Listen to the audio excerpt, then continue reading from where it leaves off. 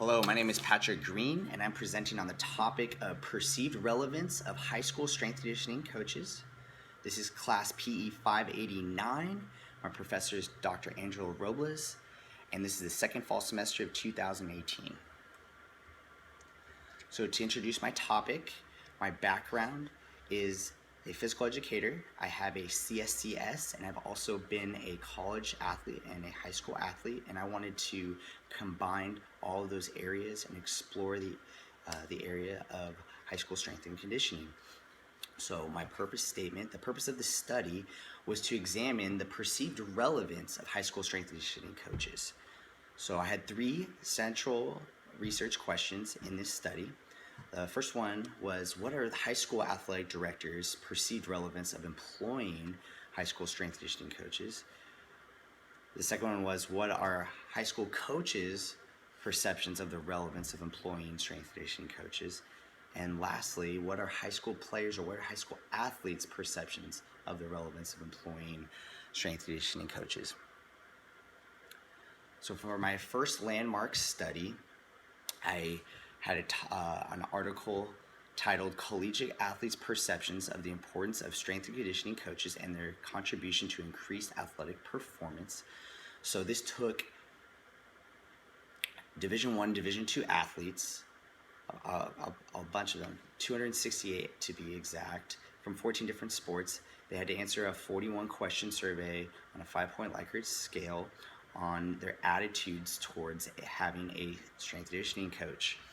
And the results heavily favored the teams employing a strength and conditioning coach. They believed that the strength and conditioning coach should be the primary deliverer of strength and conditioning practices.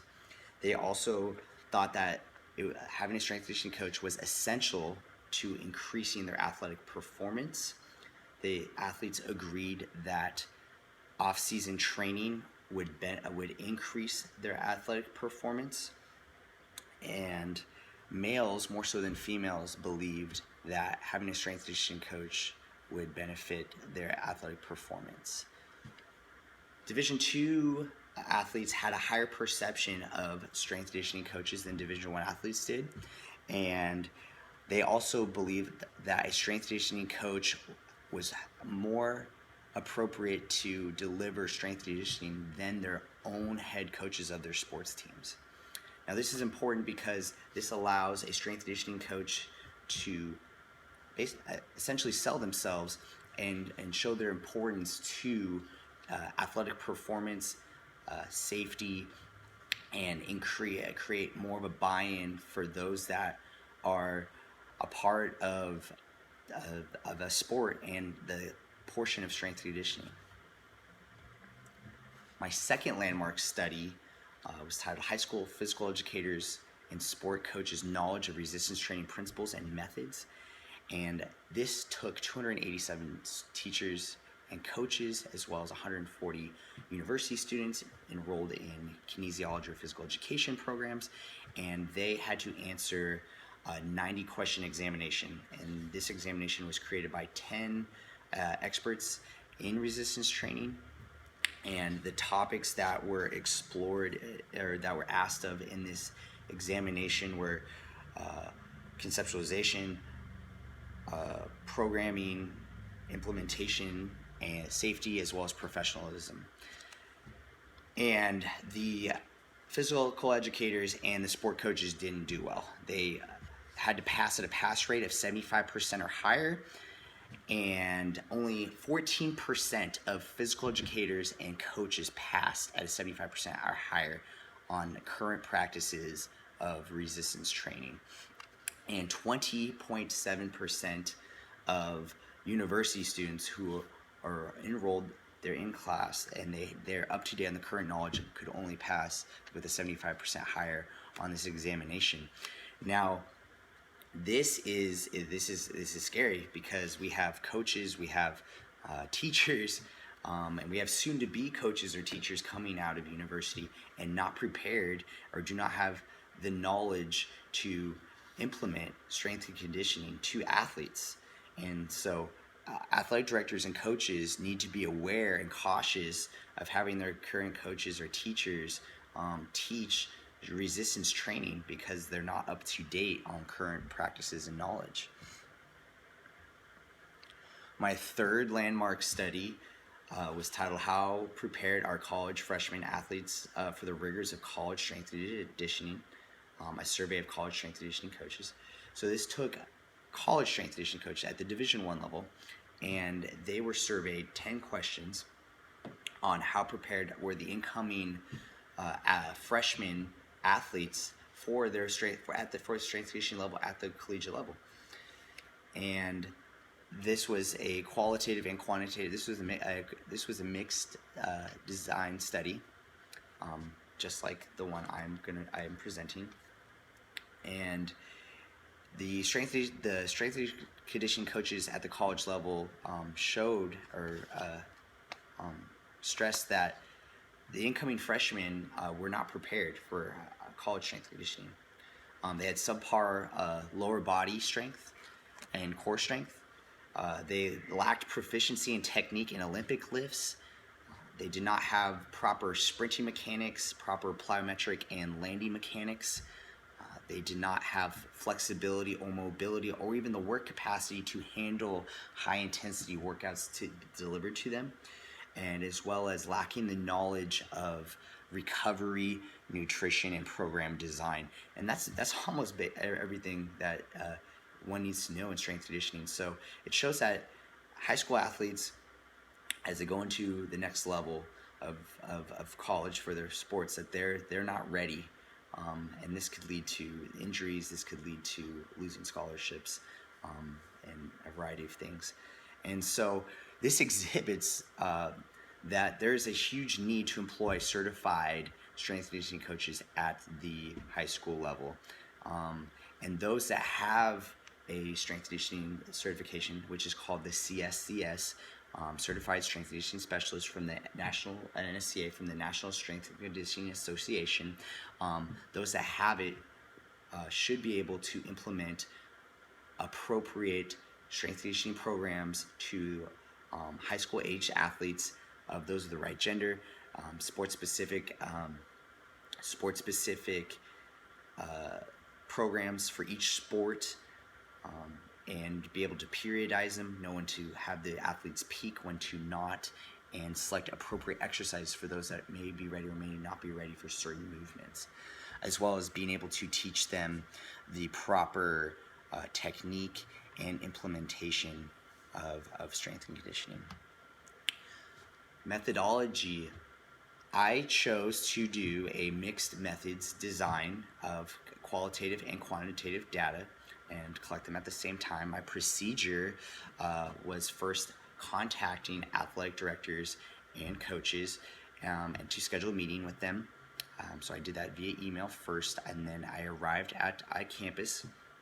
I started with the athletic directors first. I gave them consent forms. They signed right there, and I did an in-person interview with them that lasted about 15 to 20 minutes. I did the same thing with the athletic coaches. This time met them at their practices, either before or after, and gave them an athletic director and coaches interview guide. That took about, that interview guide was 18 questions for the athletic directors and coaches. It had 9 demographic questions, 2 yes or no's, 7 open-ended questions. So it had qualitative and quantitative questions into that in-person interview. I then asked the high school coaches to schedule a different time to meet with them and their athletes and pass out consent forms, and then I explained the purpose of my study and any questions they may have had. The athletes then took those consent forms, took them home, got them signed. They brought them back, and I scheduled a meeting with one of the coaches during one of their film study times, and they took an athlete survey, and this was 33 questions, different than the athletic director and coach's interview guide. So this was a survey. Had 6 demographic questions for their background, 18 Likert scale statements that measured from strongly agree, neutral, disagree, and strongly disagree. I also had 4 yes or no questions, as well as 5 open-ended questions. The athletes took this survey via paper and pencil. It was anonymous, and I collected everything into a folder when I was done. The athletes took about 10 to 15 minutes to respond to these surveys. And my participants, I'm sorry, I did not include my participants. My participants were athletic directors and coaches ranging from the ages of 44 to 65. And the students ranged from 14 to 18. They had to be on a current athletic team, and they were currently in season, in practice, and games. My results showed that, we'll start with the background. My background of my results showed that I had 2 athletic directors respond. 100% of them were males. I had 4 coaches. 100% of those were males as well, and they coached basketball and soccer at the varsity level. And then I also had 10 athletes, 100% female athletes at the varsity level, basketball players. And the data I had showed that athletes agreed that strength and conditioning is essential to the overall performance. It helped them physically, helped them mentally. It was fun and enjoyable to them. They should be a part of every sports program, and that they agreed that it benefits male and female athletes, or female sports, and it's important to have proper form to avoid injury. Now, this showed me that they're in favor of strength and conditioning. They're not opposed to it. They see the benefits of it. The athletes also responded that they had confidence in their coach's ability to implement strength and conditioning, as well as design their strength and conditioning programs for them. But the athletes never used the weight room. They said that they never used the weight room. And they also believe that every high school should have a strength and conditioning coach. Unfortunately, 100% of these athletes also said that 100% of them have gotten injured during their athletic careers, but not while strength and conditioning. They said while playing the sport. So from the athletic director and coach's perception, they were in favor of having a strength and conditioning coach. They just didn't know how to go about it. The athletes were also in favor of wanting to hire a strength and conditioning coach as well. And this was similar to one of the studies, one of my landmark studies, which just showed how they were not opposed. They were not opposed to having a strength and coach. In fact, they wanted one. They just wondered why they didn't have one already. I found 3 themes in my study, and that was the benefits of having a strength and conditioning coach, challenges and barriers, and qualifications and characteristics. So the benefits, the athletic directors and coaches thought that having a strength and conditioning coach would benefit their athletes because they would actually have a structured and periodized strength and conditioning program. They would be able to teach kids proper form and the right technique. They wouldn't be guessed. It wouldn't be from prior experience from the coaches. It would increase performance, which is pretty obvious to most of them. And lastly, it decreases injury, which from my personal background, that should be priority number 1, is decreasing injury. Challenges and barriers. What I found from the athletic director stressed this the most was that money was the biggest obstacle from not hiring a strength and conditioning coach, specifically in the districts that I interviewed with or did the study in. They thought that they didn't know why the district was not on board, and they know that in order to have that, the district needs to be on board, and human resources has not created this position yet. And they also needed to have a qualified coach, one that is certified. The athletic directors stressed that they wanted to have a certificated teacher. That way they have background checks. They know the rules and regulations of what it means to work with athletes, specifically in the high school level. Qualifications and characteristics. The coaches and the strength and the athletes and the athletic directors believe that a coach should possess a strength and conditioning certification. the coaches and athletes also, our coaches and athletic directors also believed that they need to have a coaching certification, the same that you would for any of the other sports through the NFHS, and also have a knowledge. They believe they need to have a knowledge of kinesiology and nutrition. And one of my studies that I looked through showed that, believe it or not, athletes and coaches did not know a lot about nutrition. Only they had a 20% pass rate of those that knew current nutritional practices, whereas the the strength and conditioning coaches had 83% passing rate, which means they were qualified to give nutrition advice.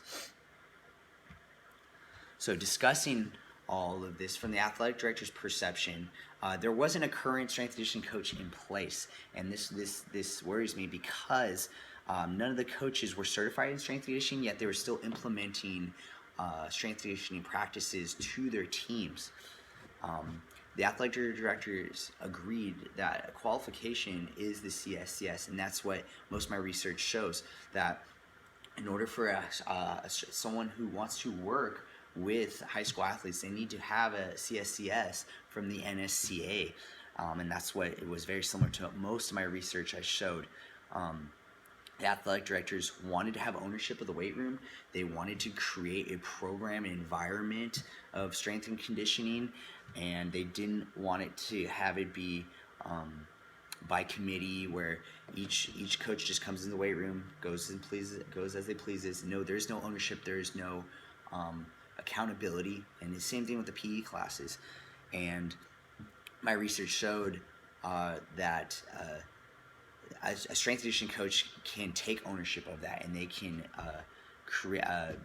implement the right training environment and be the leader of that space.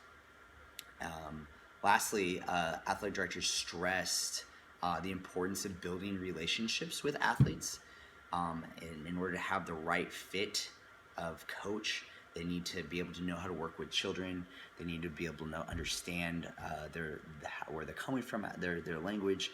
And this is similar to one of the studies I found, where it's important to have athletes build the correct relationship with athletes, because the athletes will then give greater effort. They'll enjoy themselves. They'll be competent in their training, and as well as have higher intrinsic motivation and commitment.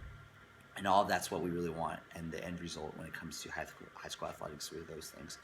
From the coach's perception, they didn't need to focus on, if there is a strength and conditioning coach, they don't need to focus on strength and conditioning part. They can now focus on the coaching, what they love to do, what they probably went to school for, what their passion is, and they can have the strength and conditioning coach focus on that aspect. And this was similar to one of my studies where it's important to have the strength and conditioning coach focus on and let the other coaches focus on those other things. This will help establish an off-season program. Now, athletes don't have to just only focus during season. Now the coaches can give the responsibility to the strength and conditioning coaches and help build those weaknesses or those incompetencies that they had and get them better for the upcoming season. And most of my studies show that it takes time, it takes volume, and you don't get a lot of time and volume throughout the season if there's practices and games, because a high school athlete can only have 18 hours of contact time with the coach, whereas in the off season you would get most of that towards strength and conditioning. Lastly, the coaches would be excited to have an extra coach look after their players. And they can be that relationship builder. They could be that mentor. They could be that extra set of eyes on their athletes. Athlete perception. Athletes, believe it or not, even though while they're answering this survey, it appears that they had lack of experience in strength and conditioning. They didn't use the weight room before. They've never worked with a strength and conditioning coach. They never worked with a personal trainer, so they didn't really know what strength and conditioning entailed. They just did the conditioning programs. Their coaches told them. They never used the weight room, and their background was in PE. And we've already talked about the background of PE teachers implementing strength and conditioning. so that these athletes thought that strength and conditioning was essentially just bodybuilding, and there's more. There's way more to strength and conditioning. There's speed, agility, power, um, muscle building or hypertrophy. There's injury prevention. There's mobility. There's flexibility, implementation, in teaching nutrition, teaching recovery. All of those go into strength and conditioning. Athletes thought that they would their teammates would lack motivation. In one of the research studies, I showed that no, the strength and conditioning coach actually increases the motivation. It helps them actually establish an off-season program. A strength and conditioning coach can change up the workouts, create incentives, create competition, recognize their increase or their successes on and off the field. The players also, my other research showed that the motivation, the reason why they may not be motivated for strength conditioning is because they thought their teammates lacked motivation, and that they would actually perform better and be more motivated if they knew that their teammates were also motivated for strength and conditioning. Lastly, is the athletes were worried about the training environment. They thought that their teammates would not want to be as involved as much because they would have more to do on top of their responsibilities as a student with homework and studying, but practices, filming, going to the athletic the athletic trainer for treatment, and now also strength conditioning. So they thought that was very overwhelming. So it's important. One of the studies I researched showed that it's important for a strength conditioning coach to create the right training environment and to create a caring environment, an inviting environment, one that very mentorship, and one that's very teacher-based philosophy to these athletes. Recommendations, implementations, and future research. So recommendations is that it's important to have a certified strength conditioning coach. In fact, it is essential. Unqualified coaches, high school coaches, or certificated teachers is not an effective replacement to replace a high school strength conditioning coach. Research shows that they're not up to date on current practices. They're not up to date on the right knowledge of movement, kinesiology, nutrition, appropriate age, strength conditioning practices. So it's important to have a strength conditioning coach instead of unqualified coaches or teachers, which most of the time are the ones that are implementing strength conditioning to athletes at the high school level. And then it's also essential to educate school administrators and district officials. That is why there's not a strength conditioning coach at this program or this district right now. The administrators, those that can create the positions, do the hiring, do not know the importance of strength conditioning. And I'm hoping that this capstone can be the beginning of creating that conversation and awareness to these higher ups, to the ones that would create this opportunity to create this possible. And I'm hoping to share this knowledge with more administrators, athletic directors, to create strength conditioning positions at the high school level. Implications.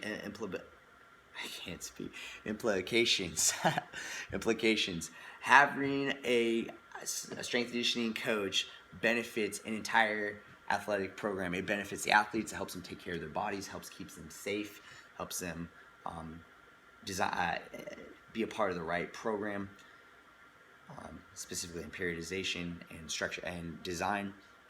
Helps the coaches, like I mentioned before, helps the coaches focus on the coaching part, helps the strength coach focus on the strength conditioning part, and helps the athletic director, gives that person that position of the professional figure that knows the knowledge, that is certified, and allows has less liability involved.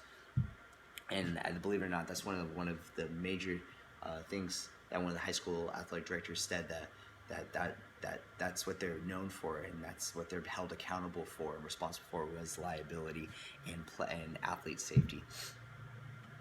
This helps administration. This helps principals hire the right person, which will then help those on down within the athletic program. This helps parents, helps them keep safe, helps their son or daughter be safe, gives them peace of mind knowing that they have the right professional with the right education to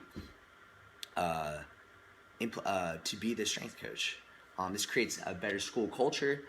We'll have hopefully more athletes being a part of sports programs. Helps them stay in the game, helps them be more healthier, helps them win more games, and then that will help them create a better school culture. People want to be a part of something bigger than themselves. They want to be a part of something that's successful. And lastly, again, it's just overall liability. And then future research. Some of the authors that, as I was researching, recommended to explore the perceptions of which I did, perceptions of strength conditioning coaches between ethnicity. So what do certain ethnicities think about strength conditioning coaches? What do certain grade levels? I had only varsity athletes, which tend to be upperclassmen. So maybe what do lower grade levels think, or what do middle schoolers think? And sports played. Unfortunately, I only was able to give the survey to basketball players, and what would other sports think about having a strength and conditioning coach. Another study I would recommend to do going forward would be impact of coaching behaviors in athlete development. So what are those behaviors? Are they effective? What are the effective behaviors? What are the ineffective behaviors? How is athlete performance affected by certain coaching behaviors? And that would be very helpful to a strength conditioning coach. And that is my presentation. Thank you very much for listening. I hope you enjoyed my presentation, and I hope you learned something. And I just hope to see more strength conditioning coaches be hired on and employed at the high school level. All right, thank you very much.